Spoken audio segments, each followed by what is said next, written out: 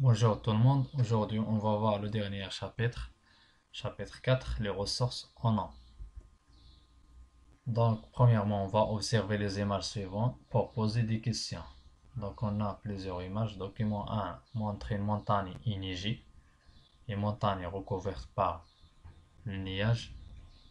Document 2 montre notre Terre est aussi appelée planète bleue car sa surface est représentée par 70% d'eau. Ici on a le cycle d'eau. Donc, au niveau des océans, l'eau s'évapore pour former les nuages. Donc, les nuages après la condensation dans les précipitations. Et une partie des précipitations s'infiltre sous forme des eaux souterraines et une partie s'écoule ou bien se ruisselle au niveau de la surface de la Terre. Ici, on observe l'action d'un pesticide sur la vie aquatique. Donc, on a ici la mort des poissons à cause des pesticides, l'utilisation des pesticides. Document 6 montre les eaux souterraines sous forme des nappes phréatiques. Donc, l'eau est indispensable à la vie des êtres vivants, les animaux et les végétaux et les micro-organismes. Donc, on a les questionnements. Premièrement, on va répondre aux questions suivantes. Quelles sont les formes de l'eau rencontrées dans la nature et comment se forment les eaux souterraines? Et quelles sont les différentes étapes du cycle de l'eau dans la nature?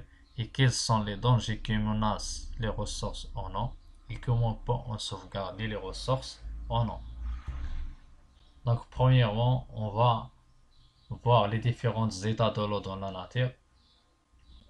Et on va répondre aux questions suivantes. On va dégager les différents états de l'eau dans la nature et on va donner une définition aux termes suivants: la fusion, la vaporisation et solidification.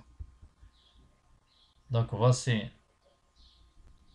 un document qui montre les différentes sources de l'eau dans la nature. Donc ici on observe les nuages. Donc les nuages, ça veut dire l'eau sous forme gazon. On observe les montagnes recouvertes par les neiges. Donc ici l'eau sous forme solide et en dessous de l'image on observe lac. Donc lac sous forme, l'eau sous forme liquide. Donc ici il y a trois formes d'eau: état liquide, état solide, état gazon. Document montre les états physiques de l'eau. Donc l'état liquide, l'état solide et l'état gazon. Donc le passage de l'état liquide à l'état solide s'appelle solidification et l'inverse s'appelle la fusion. Le passage de l'état liquide à l'état gazon s'appelle la vaporisation et l'inverse liquéfaction. Le passage de l'état gazeux à l'état solide c'est condensation et l'inverse c'est sublimation. Donc l'eau se trouve dans la nature sous forme de trois états: état liquide, état solide et état gazon. Et la deuxième question, la vaporisation, c'est le passage d'un corps de l'état liquide à l'état gazon. La fusion, le passage d'un corps de l'état solide à l'état liquide. Et solidification, c'est le passage d'un corps de l'état liquide à l'état solide.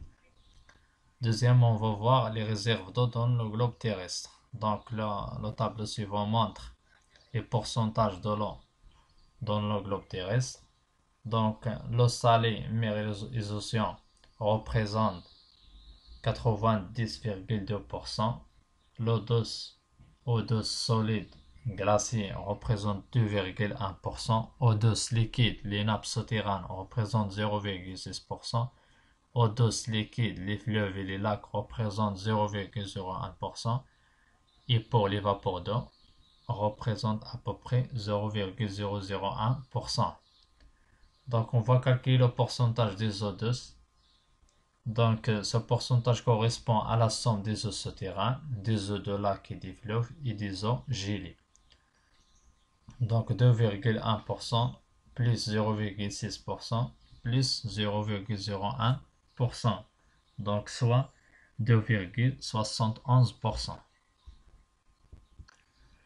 Troisièmement, on va voir les ressources en eau au Maroc.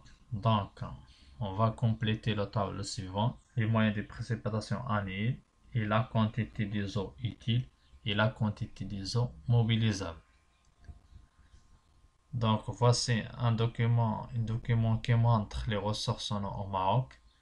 Donc, la quantité de précipitations annuelles représente 150 milliards de mètres cubes. Donc, une partie de cette quantité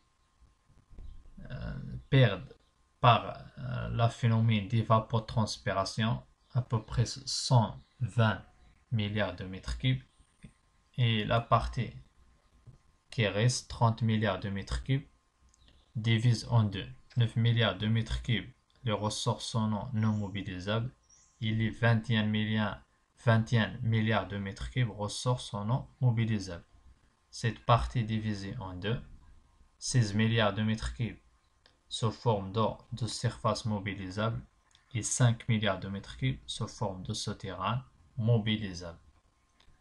Donc ici, la moyenne des précipitations annuelles, 150 milliards de mètres cubes, et la quantité des eaux utiles, 30 milliards de mètres cubes, et la quantité des eaux mobilisables, c'est 21 milliards de mètres cubes. Donc on va arrêter ici. Et n'hésitez pas à poser vos questions et je vous dis à très bientôt.